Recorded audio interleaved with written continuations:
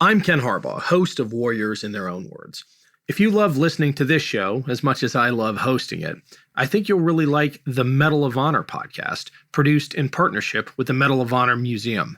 Each episode talks about a genuine American hero and the actions that led to their receiving our nation's highest award for valor. They're just a few minutes each, so if you're looking for a show to fill time between these Warriors episodes, I think you'll love the Medal of Honor podcast. Search for the Medal of Honor podcast wherever you get your shows. Thanks.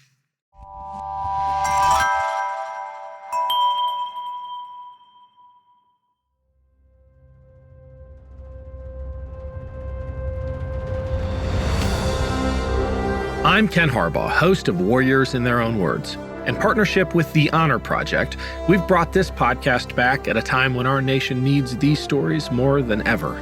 Warriors in Their Own Words is our attempt to present an unvarnished, unsanitized truth of what we have asked of those who defend this nation. Thank you for listening, and by doing so, honoring those who have served. Today, we'll hear from Quartermaster Second Class and former Navy SEAL Brett Jones. Jones served on SEAL Team 8, which at the time was the most active SEAL team. After almost being kicked out of the SEALs, Jones decided to leave the teams and join the CIA. There, he deployed to Iraq to protect people in high-threat environments. So, my name is Brett Jones. I got in the Navy, I think it was in end of 93. My rate when I got in was a personnelman, and then I ended up switching it to a quartermaster, and because it was easier at the time being a SEAL to take those tests. And then I got out as a QM2, or Quartermaster Second Class. Well, I remember the first time I heard about Navy SEALs, and it was a conversation that my father had with my brother. We were living in Egypt at the time. My dad was military, and they were talking about these people that had come to the embassy, and my dad wasn't even allowed to see their faces. And I was like, oh man, my dad's a colonel. Who are these people? And I just listened in on that conversation, and I was just fascinated by these people. Turns out later it was actually, or I think it was anyways, Richard Marcinko's group that was out there at that time. But it was, it just fascinated me, and that planted a seed, I guess. As I got older, my family ended up finding out that I was gay, I think right around when I was 17. Or somewhere in there, and it was not a very accepting atmosphere, and I got kicked out of the family, or out of the house anyways, and I remember thinking like how I didn't want to be an unsuccessful person. For some reason that was really important to me at the time, and I thought that the best route that I could go that could show people that, you know, that this gay thing and like it was irrelevant to who I mean, it was important, obviously, that who I was, but it didn't make a difference in what I wanted to do with my life. And so I joined the Navy, and and I went through SEAL training. I didn't make it my first time, which was devastating to me at the time. And I went to Iceland for 2 years, and there I got a refocus, largely in part to some friends of mine that I had and knew that I was gay, that were also in the military and there with me in Iceland. And that compassion that they showed me, because I think at the time I was really, I was conflicted a lot. I still carried a lot of that resentment and that pain that, you know, my parents, and maybe intentionally, maybe unintentionally, you know, that coming out like that is very difficult, and it weighs on you emotionally. And so that experience of not making it through SEAL training and being with those people in Iceland was a very healing experience for me. And I got refocused, and I went back to SEAL training, and then that time I made it. I quit. I totally quit. And it's funny, there was this guy, Master Chief Chalker. And so it was the first night of Hell Week, and we were being surf torture, which is where, you know, you lock your arms and you lay in the ocean, and it's just really cold, and you just sit there for what feels like an eternity.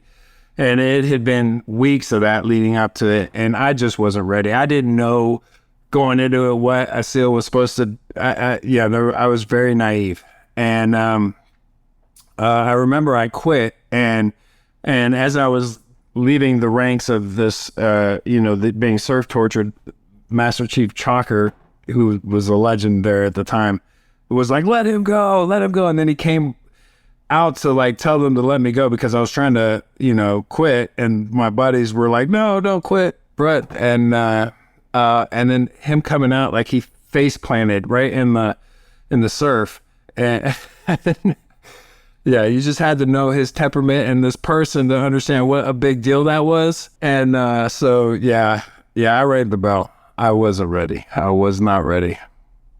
Like, physical pain is a very temporary thing, mostly, right? And I think when you go through something as emotionally hard as like coming out the way that I did, and a lot of people, I'm not anyone special. I mean, my coming out was nowhere near as bad as a lot of people's, but it builds something in you, right? Like a strength when you make it through a situation like that and you process. And here's the thing, like the difference between like emotional and physical stuff is that the physical stuff is temporary, and even though at times it doesn't seem like it is, but the emotional stuff is like something that takes a whole lot more work on your part later down the road to heal from. But you ultimately do, if you do that work, become a much stronger person. And I think that was what Iceland did for me, was made me a much stronger person emotionally. And then the physicality of it, you just have to be in good shape. And that's relatively the easy part of making it through SEAL training. The difficult part of SEAL training is the emotional aspect of it. And it is as you know, going through some challenging courses that the military offers, requires that emotional strength. And so I was much better equipped. And I learned also to really focus just on what was happening to me at the moment, and not to focus at the monstrous mountain that was still left to climb.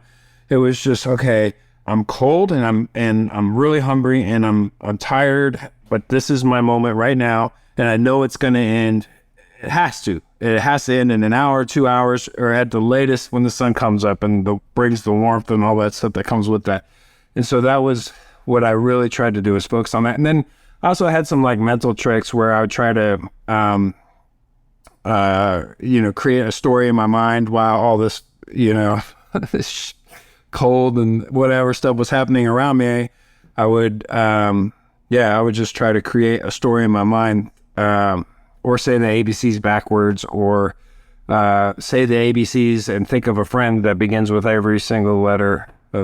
Just whatever I could do to get my mind off of how miserable, out of my own self, right? Like whatever I could do to get out of that negative pattern that happens when things are not going your way. It was the end of Wednesday night and the beginning of Thursday. And when the sun came up Thursday morning, I was like, oh, hell yeah, you ain't gonna stop me now. And because there's like the way that Hell Week works is, it's, at least in my recollection of it, it was very physically just super duper hard in the first 2-3 days, where it's just cold and they're yelling and it's nonstop.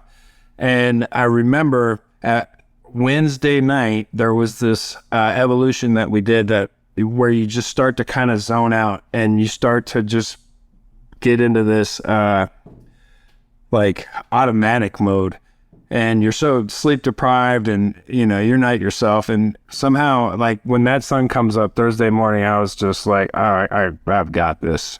And and everything was just on cruise control from that point till Friday afternoon. So I graduate, and basically they give you, you can put in what they call a dream sheet, which is you can request which teams you want to go to. And back then, everyone wanted to go to the teams that were the most chances of you actually going out and doing real world stuff. And at that time, it was SEAL Team A. And So I chose, obviously, my first pick was SEAL Team 8. And oddly enough, I got it, and which was super exciting.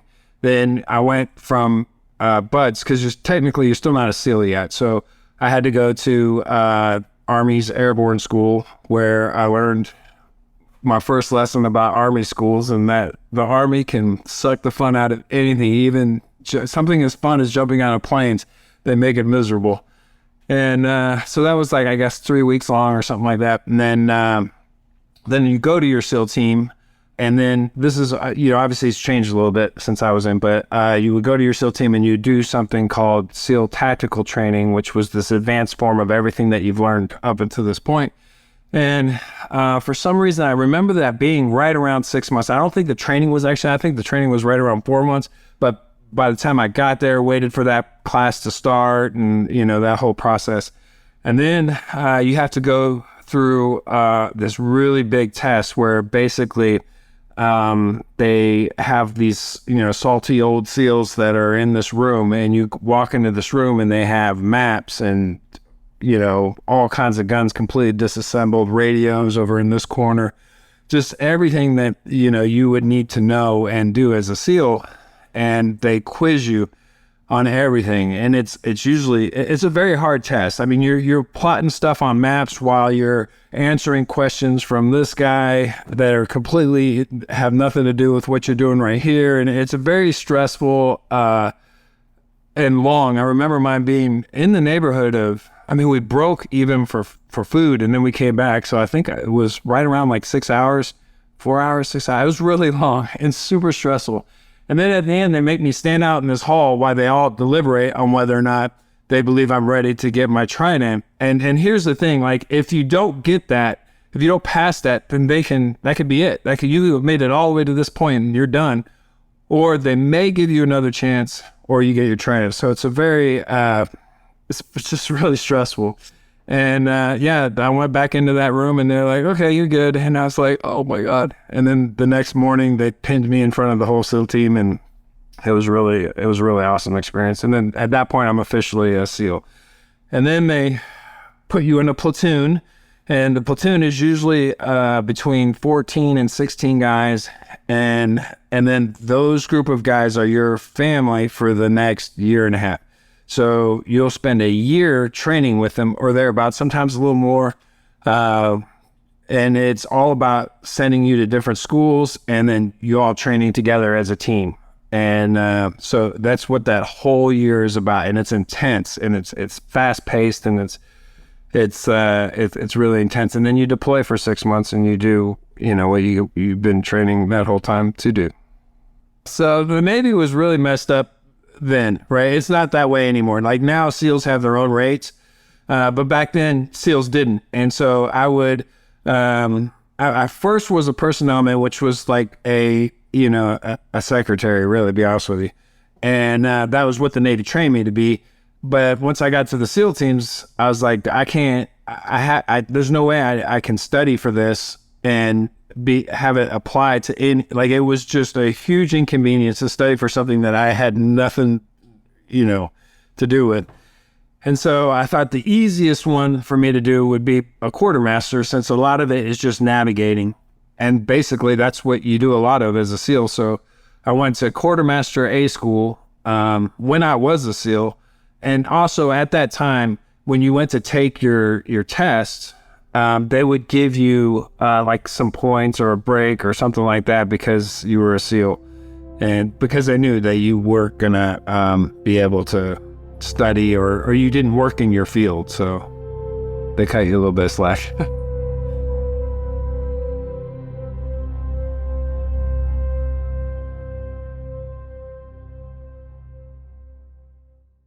With the busy fall season already in swing, you might be looking for wholesome, convenient meals for jam-packed days. Factor, America's #1 ready-to-eat meal kit, can help you fuel up fast with chef-prepared, dietitian-approved, ready-to-eat meals delivered straight to your door. You'll save time, eat well, and stay on track with your healthy lifestyle. Level up with Gourmet Plus options, prepared to perfection by chefs and ready to eat in record time. Treat yourself to upscale meals with premium ingredients like broccolini, leeks, truffle butter, and asparagus. Looking for calorie-conscious options? Try delicious, dietitian-approved, calorie-smart meals with around or less than 550 calories per serving. Need an extra boost to support your wellness goals and feel your best as you tackle a busy autumn? Try Protein Plus meals with 30 grams of protein or more per serving. With Factor, you can rest assured you're making a sustainable choice. We offset 100% of our delivery emissions, source 100% renewable electricity for our production sites and offices, and feature sustainably sourced seafood in our meals. This September, get Factor and enjoy eating well without the hassle. Simply choose your meals and enjoy fresh, flavor-packed meals delivered to your door. Ready in just 2 minutes, no prep, no mess. Head to factormeals.com/warriors50 and use code warriors50 to get 50% off. That's code warriors50 at factormeals.com/warriors50 to get 50% off. History is complicated. The story of human progress is long, messy, and riddled with controversies big and small. On Conflicted, we dive headfirst into history's most infamous events and contentious figures. We try and untangle the good from the bad, the fact from the fiction, and the monsters from the misunderstood. Was Genghis Khan a murderous butcher or a civic pioneer? Did the Allied powers go too far in firebombing the German city of Dresden at the twilight of World War II? And how did the Marquis de Sade acquire such a sinister reputation? And was any of it true? These are just a few of the tough questions we wrestle with and investigate on Conflicted. So if you love history or just enjoy a good story, please join me, your host, Zach Cornwell, for a fascinating new topic each and every month. Conflicted, a history podcast, is available on Spotify, Apple, or wherever else you get your podcasts. I hope to see you soon.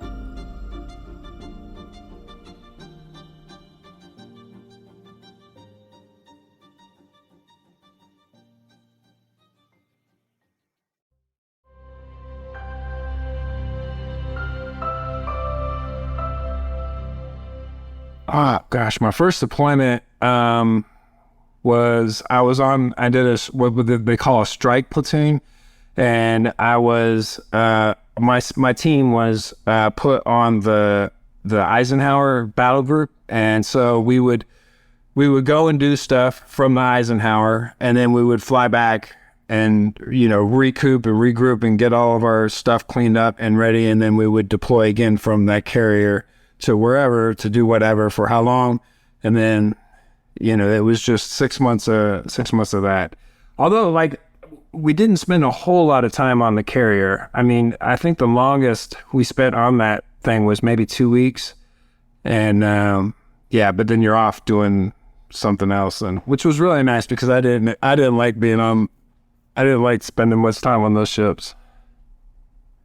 This whole time, I'm going through SEAL training and all this stuff leading up to this. I'm thinking, once I get there, then I'm a movie star, man. I don't have to do anything. I just go be a cool guy and do cool guy stuff or whatever. And that's not, I don't know where that idea came from, but when I got there, the competition, it gets even more intense.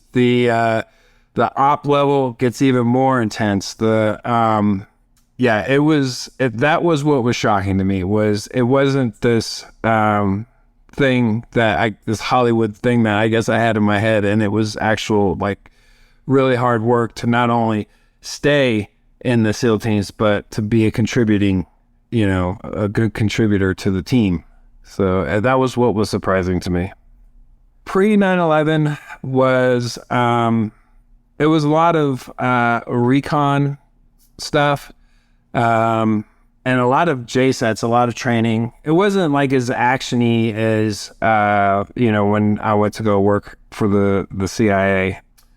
But we did do some pretty cool stuff. There was there was the whole Iraq and Iran, that situation was happening. And so what was going on was they were smuggling oil out of Iraq and then selling it. And it was funding the, that movement out there.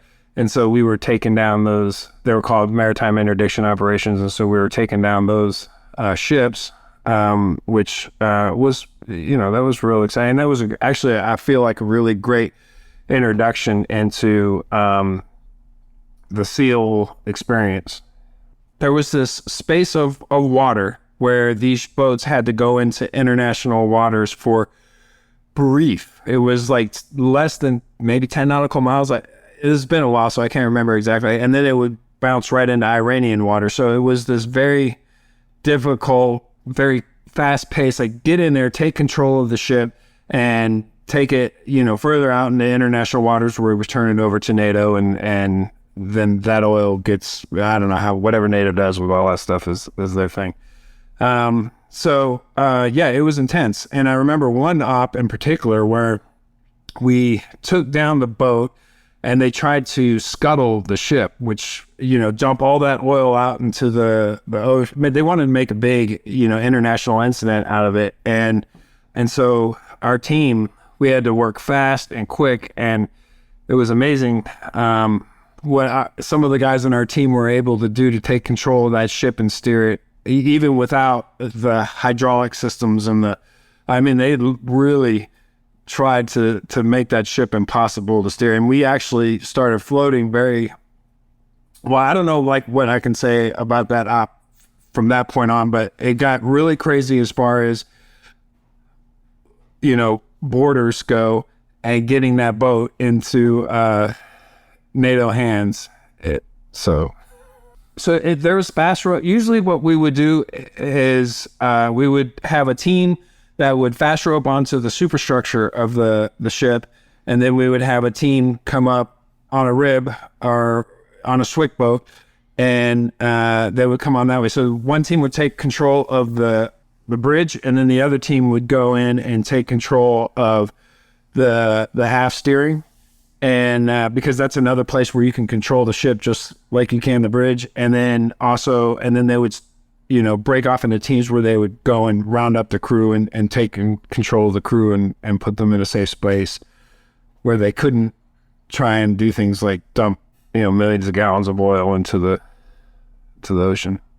I remember how we trained, and I remember we had like this gnarly crash because we ended up using, at the time, it was just whatever asset we could use at the time. And I don't know how this happened, but because this was way above my head, but we ended up with one of the it's the dual rotor, that's the 47, right? R46, yeah, thank you.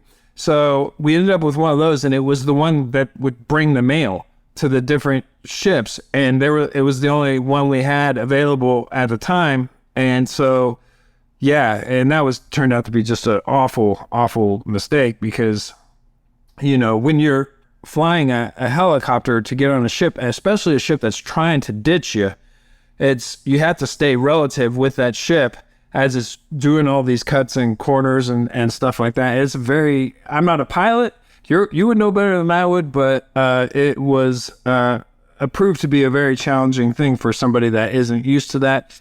And on one of the just getting ready to do those maritime interdiction operations, that the helicopter clipped the AFN antenna on a USNS ship that we were practicing on, and then it just ended up crashing into the superstructure of the ship, and all the blades flew off. And we had, at the time, I want to say we had 2 platoons on that practicing for that one. But it was weird, like nobody got hurt. And like if you would have seen how high that superstructure was and where it hit and then slid down, and you would think, man, somebody, if not multiple people, are gonna be dead. And and nobody. And I happened to be the first person to fast rope off of that one because I was a breacher and onto the superstructure, and then somebody else fast rope behind me, and then it clipped the thing, and then it came down, and yeah. So right after 9/11 happened, I deployed with SEAL Team 8 in like 2 weeks. It was so fast. But what was crazy is we were already scheduled to deploy at that time anyways. And so, yeah, we had already had everything packed, and it was crazy. It was just boom. and we were out the door. And when I came back from that deployment, everyone that was in that deployment with me went to SEAL Team 10 to commission SEAL Team 10, which is basically, creating a whole new SEAL team.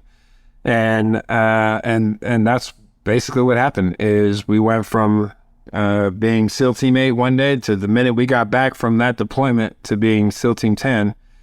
And I didn't get to do a whole lot of work with SEAL Team 10. In fact, it was just a few months that I was there before they found out about, me being gay. We did do stuff, but we weren't where we wanted to be. Let me put it that way. So here's the basis of what happened. So the Navy finds out that I'm gay. I go through that whole investigation process, and basically all my clearances, everything get pulled, and I even had to be escorted on my team. It was a really just an overall embarrassing, and the way that it is just an awful experience. I eventually get cleared, and I remember my SEAL team commander, or the CO of our SEAL team, took me into his office because he was a very big supporter of mine, which I'll forever be grateful for, him and our Master Chief. And they brought me in the office, and they're like, "Hey man, we're all good. It's done. Apparently, a call from a senator makes all the difference in the world. And what do you want to do? Do you want to, because we can throw you in a platoon right now, get you out the door." And this was in 2003. So you have to kind of think about the time frame, right? The repeal of Don't Ask, Don't Tell was still, years and years away. And to me at the time, it looked like it was never going to have that was never going to be a thing. And there were people that knew that I was gay now, like it wasn't a secret. And there was high-ranking people that knew that I was gay. And I just honestly felt that it would be a matter of time before, something, I don't know. It was just as difficult as my life had been in the Navy up until that point with them, with the whole investigation of me being gay and all that. I couldn't imagine what it would be like for another, who knows, another 10 years until I retired.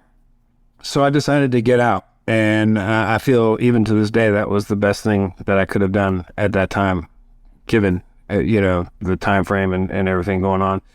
And the CIA recruited me like almost instantly. I got out, and I was actually technically still in the Navy because I was on my terminal leave. I had 2 months of terminal leave, and I was working at I've always been really fascinated with the movie making process and filmmaking and all that. And so I went to go work for this small little production company, and I got recruited by the agency. They're like, "Hey, we have this program. It's called, they called them GRS agents back then. And it was basically a global response, part of their global response staff." And so I went and I did it. Went through their application process. It was very fast and furious. I mean, from the minute I said yes, I was in a training program just a couple weeks later. And then right after that, I was on a plane to Iraq. And I was still, crazy enough, I was still in the Navy serving in Iraq for the agency. And I was one of the first guys to get my clearance. I remember they did these clearances really quick back then because they just needed people. And I remember I was like brutally honest. I was like, "Look, man, I'm gay. I'm in a relationship with, I own a house where, this and that, and with this guy doing the background investigation." And I thought for sure that I would never get my clearance. But I mean, 2 days after landing in Iraq, they came in and said, "Hey, your top secret clearance came through." I was like, "Damn, that's quick."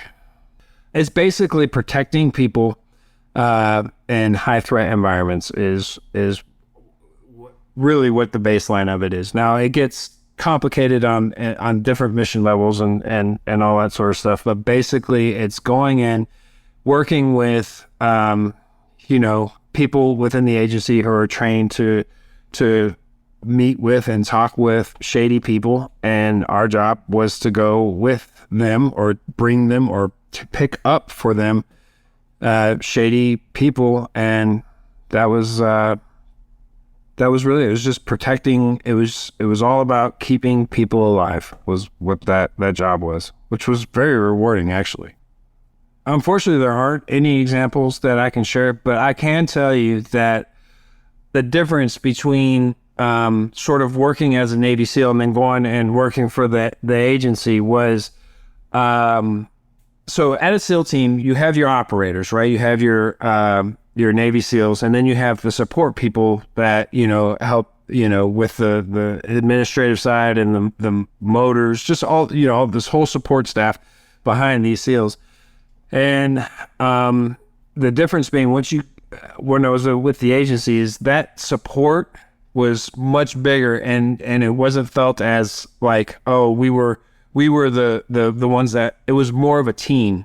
It felt very much, the team felt much bigger and much wider. And the agency, we would fight for a lot of little things in the SEAL teams, believe it or not, like things like new weapons or new sight systems and, things like that. Whereas at the agency, it honestly at times felt like all I had to do was ask for something and I would get it, no matter how much it might have cost. Oh, the guy that drove in and blew himself up. Yes, I absolutely, I was in during that. In fact, one of the guys that was killed, one of the GRS guys, was a really good friend of mine. We went through what we call TDC together. It's this very difficult training that you had to do every year at the time to stay in that program. And and it's really sad. I saw a movie, like he was depicted in some movie. I can't remember. Or maybe 13. No, God, it wasn't 13 yet. I remember watching that and just feeling that same damn sinky feeling where, like it feels like your heart disappears out of your chest. And then there's like that void or whatever when that day, golly, that was awful. And I remember a guy that I worked with who I believe, because he was a cop in Atlanta or somewhere around Atlanta. And I remember they had him and this other cop that were on the program had worked together. So they were in the military, and then they got out, were cops, and then went and did this whole thing with the agency, and had been cops together. I remember his reaction, because we were roommates at the time when we heard, and fuck, man, I don't know how to describe it to you other than it was literally like having something in you just disappear instantly. And then, the emotions and how you deal with that. It was awful. It was an awful fucking day. I saw the person get smoked. That was sort of the head one after that. And, you think something like that would bring you sort of peace and, ending or whatever to it. And it didn't. So I think fortunately at the time that happened, I was around, I was deployed when it happened. So I was around, people that we could talk about it with. But even then, there's this whole bravado that you have to try to maintain that you're strong and this and that. And I remember I was in a relationship at the time, and that person was what we call read in, right? Which means that I could talk to them about things like that. I don't know. Like, it's a loss, man. It's like, it's like losing a brother, right? Like you can talk. I mean, sure, yes, talking does help. I don't mean to discourage talking. But a part of that is just time. It's just time and patience and try, even today I get choked up thinking about it because it still, even today, hurts a little bit for sure. I miss them. And, I try to, in those moments, focus on the things that I really enjoyed about them. And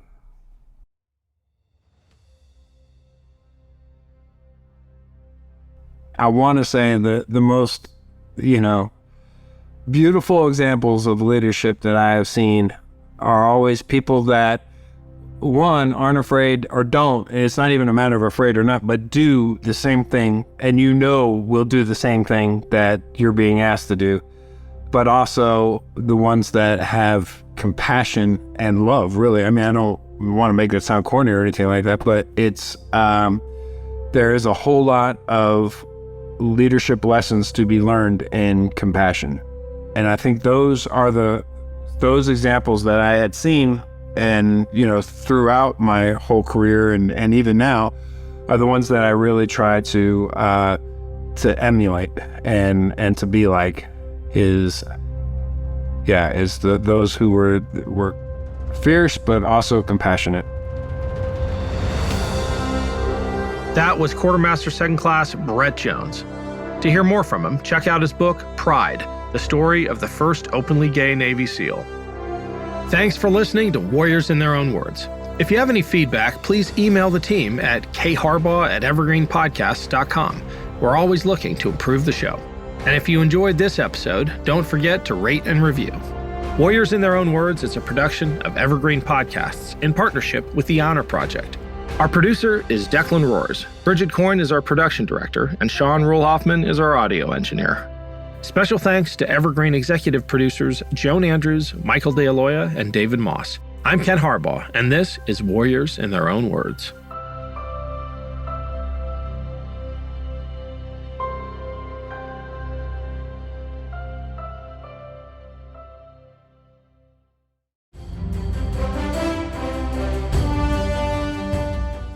This is Peter. And this is Tom. We want to tell you guys a little bit about our podcast. Tom and I met in college, became best friends, and then teachers almost 20 years ago. Sometimes school just does not allow us to elaborate on the topics that we find interesting, like the real shark attacks that inspired the movie Jaws, or the real historical context to Indiana Jones artifacts. Where does cereal come from? Or are zombies real? Does Ben Franklin really deserve to be on a $100 bill? On our podcast, just like in our class, there are no stupid questions. Just two friends having a lighthearted conversation about history, pop culture, and the context of current events. Listen to History Teachers Talking Podcast from Evergreen Network, anywhere you get your podcasts.